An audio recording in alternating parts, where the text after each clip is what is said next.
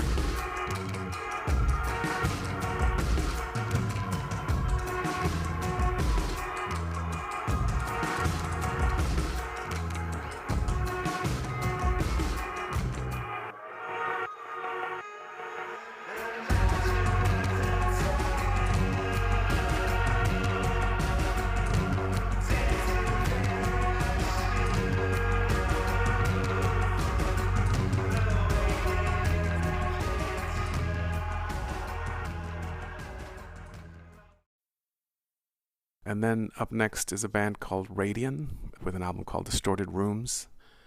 I've been listening to these guys for a long time. They are an instrumental Austrian band. This is their 7th full-length album, and I think it might be their most accessible. I feel like their music is pretty accessible, though. I mean, they have backgrounds in slightly hairy, improvised electronic music. But the drumming, I think, whatever the noises are doing, I think the drumming is really sharp, and all the songs have this like tension that is usually due to the drum. And these guys are really restrained. I mean, like, talk about leaving you wanting more. It's like they're on the verge of exploding, but they always pull back. The last track, S at the Gates, I think is my favorite. It's kind of skeletal, has a dub feel. There's a dub feel in post-punk again. And the drums kind of take a while to get rolling. But then it comes in and it's got like a slightly fuzzed out tone. It's really, really good. Also reminds me a little bit of Mika Vaino of Pansonic, with the sort of fuzzy sound, but with an acoustic drummer, of course. Anyway, this is an album that's been a long time in coming, and maybe we don't have to wait 7 years for another one. And maybe I'll be lucky and catch them live someday. That would be awesome.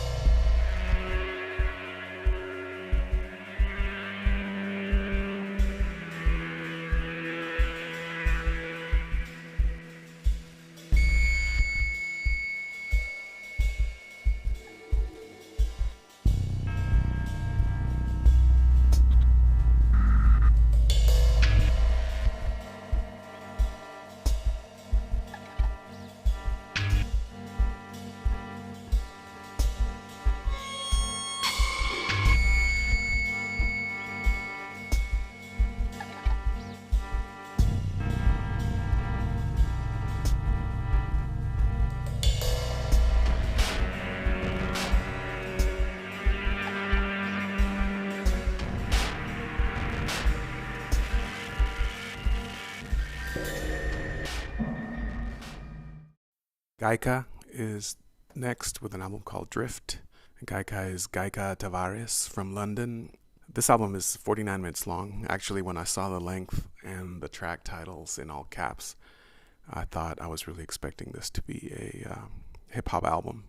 But it's not exactly hip-hop. There's a little bit of that in there, but it's really something else. I think the first tracks kind of also had me thinking that it could be hip-hop-ish, but then Guns, you hear some 90s rock riffs and then real drums, and then some really interesting real drums. I think they're real drums. If not, they sound really good. On a track called First Among Misfits, with the vocals just kind of doing all sorts of strange, distorted things on top, but not too distorted. GAIKA had an album on Warp, so he's definitely an electronic type producer, but I think he's trying to do rock here, and I think he really did a good job. And I'm now going back through his discography, just listening to everything, and also reading about him. He sounds like a really interesting fellow who is involved in the art in various sorts of ways, in collectives, and as a producer, obviously, of course. So yeah, this is pretty good.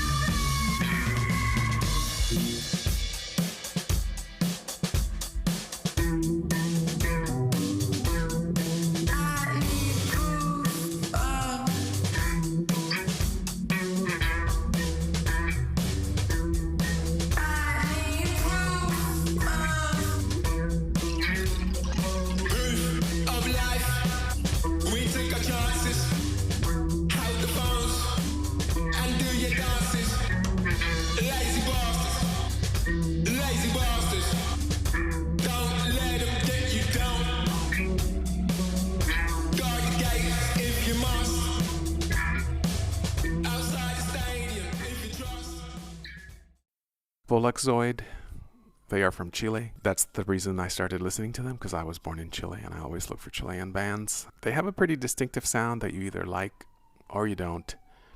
I like it quite a bit because I think I like all the bands that might be their influences, the sort of noi, rockish kind of repetitive beat thing. And I think, I don't know that there's much to say about this other than if you like Follakzoid, you'll probably like this one also. It's pretty impressive, I think, that I can still keep listening to all these variations of what is basically a sound. The album begins with some beatless ambient moments, and then I was, beginning to think maybe there's something new here. But then that pulse, that Follakzoid pulse comes in, the echoed tones and the kick drum, which just keeps going. And you're in the Follakzoid universe at that point. To go back to my old man reference points, I feel like 70s Ashra guitar and Noi together kind of add up to Follakzoid, but they really have their own unique flavor, and if you like that flavor, you should check this album out.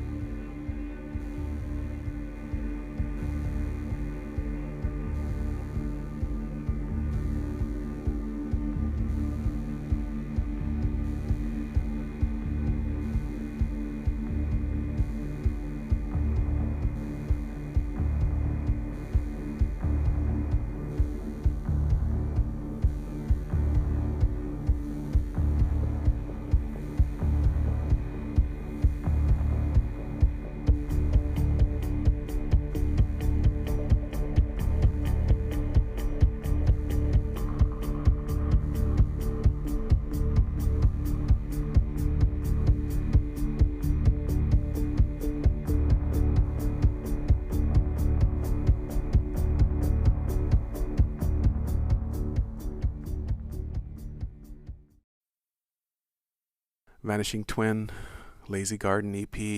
They are a quintet from London.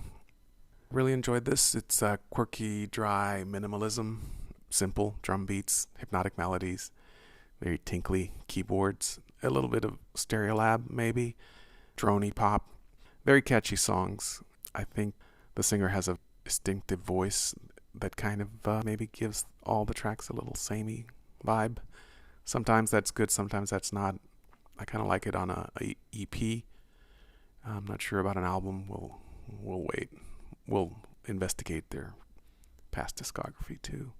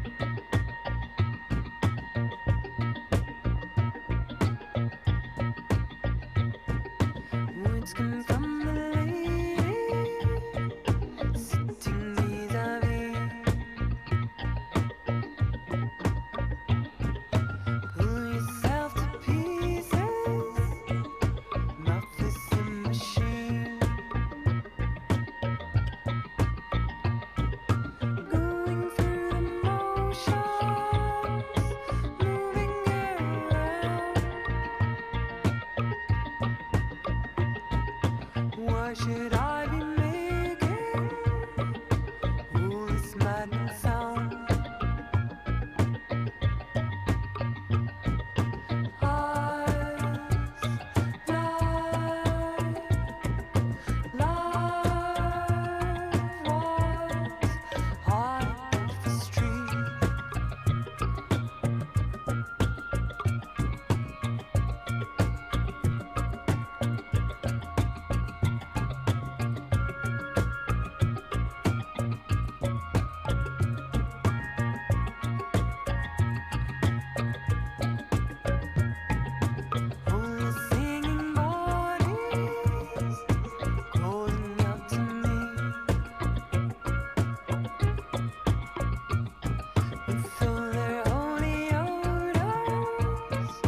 Charging me to speak. This is not my language. Marbles in my mouth. And then finally, Laurel Halo. This one is almost entirely ambient, which I do love ambient music. I was trying to only really talk about more rock-oriented things on this podcast, but this one, I've been kind of waiting for this album, and it's a pretty great mix of just reverb-drenched sound with Lucy Railton on cello and James Underwood on violin. And it sounds like more than just one cello and one violin, I guess multi-tracked, layered, and then slowly drowned in muffled atmospheres of whatever it is Laurel Halo is dropping on top. They really remind me a little bit of Gas, the first and last track on Zauberberg, for example, the ones that don't have beats. No beats here, really, but not as dense as Gas. But, basically reverb on string-like sounds is the order of the day. Laurel Halo does add piano, though, which is something that is like a sort of hazy percussive melodic element that just drifts in and out of all the mixes. It's very beautiful. It's fragmented, though. 10 tracks, 40 minutes. I would love each piece, or some of them, like the title track, which is the best thing on here, I think, to be longer, 6 to 10 minutes or something like that. But, you can't have everything. And maybe live, these could go on forever. But the title track, piano, a little bit of voice. I mean, you have to kind of carefully listen here to hear some of the elements, because it really is just like a blur of sound. I think I might have used the word blur 5 times. But, blur of sound is a good thing.